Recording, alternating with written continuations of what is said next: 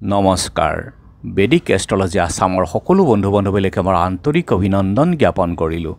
লৈছোঁ আপোনালোকলৈ আজি মেঘ ৰাশিৰ বিষয়ে কিছু বিচাৰ। প্ৰথমতে আমি জানিব লাগিব যে প্ৰত্যেক ৰাশিতেই 9টাকৈ চৰণ থাকে আৰু প্ৰত্যেক নক্ষত্ৰৰ 4টাকৈ চৰণ থাকে আৰু প্ৰত্যেকটো ৰাশিৰেই 3টাকৈ নক্ষত্ৰৰ চৰণ দি পেলাই নিৰ্মাণ হৈছে একোটা ৰাশি। আৰু এই 9টা চৰণৰ কোন চৰণত জন্মজাতকৰ জন্ম হৈছে সেই অনুসাৰে পৃথক পৃথক ফল লাভ কৰে তেওঁৰ জীৱনত। মেঘ ৰাশিৰ নিৰ্মাণ হৈছে অশ্বিনী নক্ষত্ৰৰ 4টা চৰণ, ভৰণী 4টা চৰণ আৰু কৃতিকাৰ 1টা চৰণক লৈ। এই 9টা চৰণ লৈ মেঘ ৰাশি নিৰ্মাণ হৈছে আৰু মংগল এই ৰাশি অধিপতি। মেঘ ৰাশিৰ জাতক জাতিকাসকলৰ নামৰ আদ্য আখৰ হয় চু, চে, চো, লা, লি, লু, লে, লো, আ।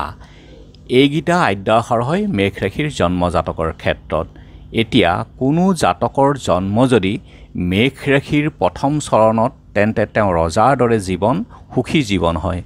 দ্বিতীয় চৰণ যদি জন্ম হয় তেওঁ ধনী হয়। তৃতীয় চৰণত বিদ্বান, চতুৰ্থ চৰণ যদি জন্ম হয় তেনেহ'লে গুৰু ভক্তি, পঞ্চমত জন্ম হ'লে চোৰ প্ৰবৃত্তিৰ হয়, ষষ্ঠ চৰণত জন্ম হ'লে কালভাষাহীন, সপ্তমত যোগী, অষ্টমত নিৰ্ধনী হয়, নৱম চৰণত জন্ম হ'লে শুভ লক্ষণ যুক্ত পণ্ডিত হয়।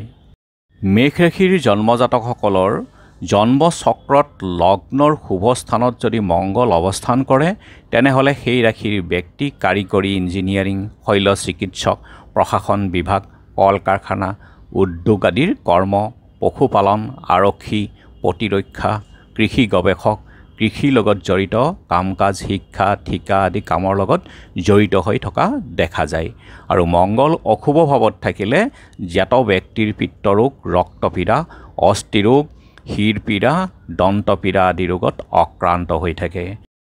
মেঘ ৰাশিৰ জন্মজাতকসকলে জন্মৰ পৰা প্ৰথম মাহত যথেষ্ট স্বাস্থ্য সম্বন্ধীয় কষ্টত ভোগ কৰিবলগীয়া হয় আৰু জন্মৰ পৰা 1 বছৰ বয়স আৰু 13 বছৰ বয়সত তেওঁৰ মৃত্যুতুল্য কষ্ট হয়। পানীত ডুবাৰো ভয় থাকে। 18 বছৰত তেওঁ আঘাতৰ ভয় হয়। 34 বছৰ বয়সত কঠিন ৰোগৰ ভয়। 50 বৰ্ষত চোৰৰ পৰা ভয়, লোকচান আৰু অনিষ্ট হয়। লোহাৰ দ্বাৰা আঘাতত কষ্টও হয়। আৰু যদি চন্দ্ৰৰ ওপৰত কোনো শুভগ্ৰহৰ দৃষ্টি থাকে তেনেহ'লে সেই জাতক 75 বছৰ 2 মাহ 15 ঘটি 15 পল পৰ্যন্ত জীৱনত জীয়াই থাকে আৰু কাতি মাহৰ চতুৰ্থী তিথিত মংগলবাৰৰ দিনা ভৰণী নক্ষত্ৰত তেওঁৰ দেহাৱসান হয়।